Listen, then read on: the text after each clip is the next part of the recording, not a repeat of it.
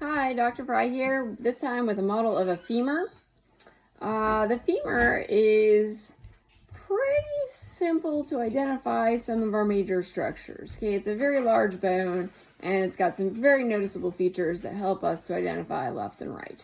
Okay, so for starters, the proximal portion of the femur has the head. Okay, the rounded portion here, it articulates with the acetabulum of the hip, okay, of the pelvic bones.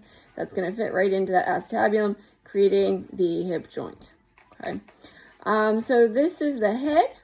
In the head, you can see this little divot called the fovea capitis. Okay, it's a little depression. It receives a ligament that we will discuss at a later time. Okay, so fovea capitis, head. Head narrows into the neck.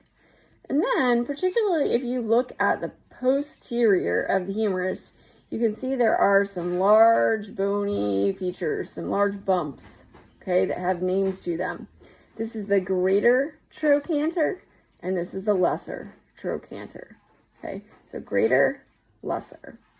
As you continue down towards the distal end of the femur, you can see that there are two condylar processes, and they're a little bit more easy to look at from the posterior. Okay, so the posterior has a much larger noticeable projection where those condyles are. The femur is going to articulate with the tibia at the distal end, okay, making the knee joint.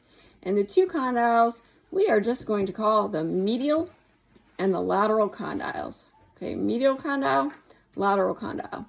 And the reason I know which one is medial and which one's lateral is because the head of the humerus, the head of the femur, must face medially, right? It needs to be facing towards the midline of the body to create that joint with the acetabulum, which is located more medially than the femur, okay?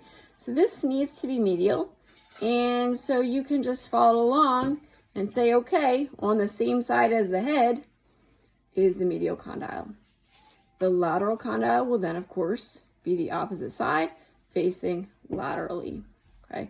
Both of those condyles articulate with the tibia.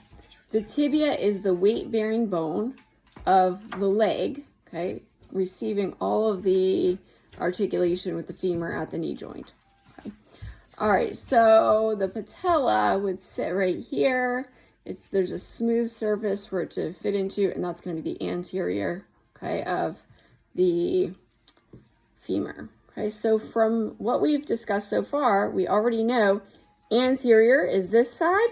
Okay, we know that because it's a little bit smoother section at the distal end to receive the patella, and there's this much more noticeable depression in between your condyles on the posterior side.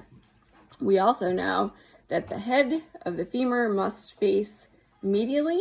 Okay, so we know medial, we know anterior, so therefore we can determine that this is a right femur. Okay, right femur because it's going to have the medial head, and this is the anterior. Okay, if it were on the left and the head were medial, well, then you would see this notch facing anteriorly, this in between your condyles, which you do not want. It faces posteriorly. Okay, so this is a right femur.